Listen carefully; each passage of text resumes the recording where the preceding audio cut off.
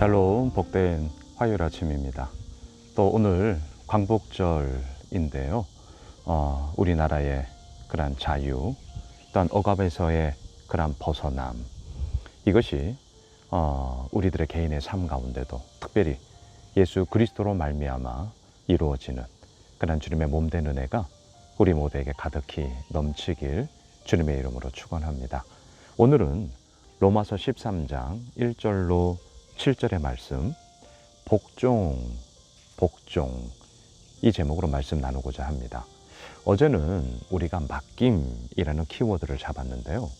오늘은 복종입니다. 인기 없는 단어예요. 그리고 또한 복종이라는 말에는 우리가 듣자마자 좀 알러지가 올라오기도 합니다. 왜냐하면 복종이라는 말은 다스리는 자가 있고 다스림을 받는 자라는 이 구도 속에서 복종이라는 이야기가 나오기 때문이죠.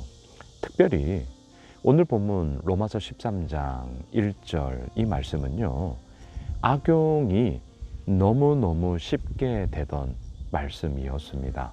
자, 1절을 보세요. 각 사람은 위에 있는 권세들에게 복종하라. 권세는 하나님으로부터 나지 않음이 없나니 모든 권세는 다 하나님께서 정하신 바라. 2절, 그러므로 권세를 거스르는 자는 하나님의 명을 거스름이니 거스르는 자들은 심판을 자취하리라. 자, 어떻습니까? 다스리는 자가 있고 다스림을 받는 자가 있어요. 자, 이 구도 가운데 이 말씀은 어떻습니까? 다스리는 자에게 다스림을 받는 자이들 너들 순종하고 복종하고 따라야 한다. 자, 이것을 지금 우리에게 말하고 있는 것이죠. 다스림을 받는 자, 그러면 어떻습니까? 우리는 무조건 복종을 해야 돼요. 우리의 마음 가운데 항변이 들죠.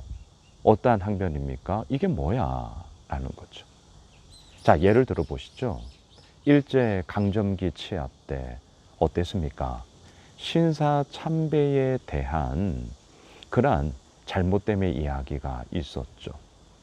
믿음을 신실히 가지고 있는 그리스도인들은 신사 참배를 할 수 없었습니다. 아니, 해서는 아니 되었던 것이죠. 그럼에도 불구하고 그 신사 참배를 주장하며 그리스도인들에게 얘기했던 그 많은 이야기들 속에 하나의 근거의 말씀이 뭐였냐? 오늘 이 말씀이에요. 모든 권세는 하나님께서 주신 거다. 그 권세자에게 복종하라 하지 않았냐. 자, 이것으로 참 많은 잘못된 주장과 자신들의 권위를, 기득권을 소위 견고히 세우고자 하는 것으로 이 말씀이 엄청나게 악용이 되었었단 말입니다. 여러분, 자, 어떻습니까? 정말 이 말씀이 그러한 말씀입니까? 모든 권세자들에 대해서 덮어놓고 무조건적으로 복종해라 라는 말씀으로 여러분들 읽혀지십니까? 우리 흔히 이런 얘기 하잖아요. 길고 짧은 것은 대봐야 한다. 자, 오늘 말씀도 마찬가지예요. 1절, 2절, 3절도 한번 보세요. 다스리는 자들은 선한 일에 대하여 두려움이 되지 않고 악한 일에 대하여 되나니 네가, 이제 다스림을 받는 자죠. 네가 권세를 두려워하지 아니하려느냐? 선을 행하라. 그리하면 그에게, 여기서 그는 누구예요? 다스리는 자에게 네가 칭찬을 받을 거야. 자, 1절, 2절, 3절을 보시면 다스리는 자, 다스림을 받는 자 구도 속에는요, 다스림을 받는 자가 다스리는 자에 대해서 복종을 해. 그리하면 칭찬을 받을 거야. 자, 이렇게 끝난단 말이죠. 요거까지만 가면 누구에게 좋은 말씀이에요? 다스리는 자예요? 다스림을 받는 자예요? 다스리는 자죠. 그리고 다스리는 자들은 이 말씀을 가지고 다스림을 받는 자들에게 함부로 얘기할 수 있겠죠. 복종해라. 길고 짧은 거 대봐야 합니다. 성경을 여기서 끊어서 끝내면 안 돼요. 4절을 보십시오. 여기서 그는 누구예요? 다스리는 자예요. 잘 보세요. 다스리는 자는 하나님의 사역자가 되어 내게 선을 베푸는 자니라.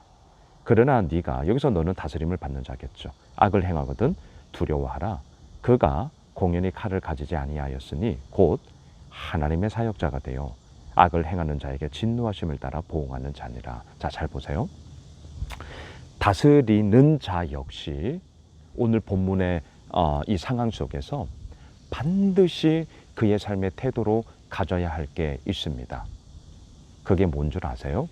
하나님의 사역자가 되어예요. 이걸 간과하면 안 됩니다.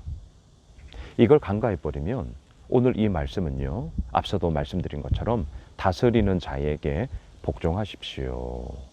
그리고 또한 이 말씀을 다스리는 자들은 악용해서 자신의 입맛대로 자신의 기득권을 유지하기 위한 말씀으로 잘못 사용하는 오용, 악용이 이루어지고 있었고 또 이루어질 수 있단 말이죠. 하지만 사절이 있다는 것을 기억하셔야 됩니다. 그는, 다스리는 자는 어떤 사람이 되어야 합니까? 하나님의 사역자가 되어. 이게 이 균형을 잡는 말씀이에요. 무조건적인 복종, 아니 어찌 그럴 수 있습니까?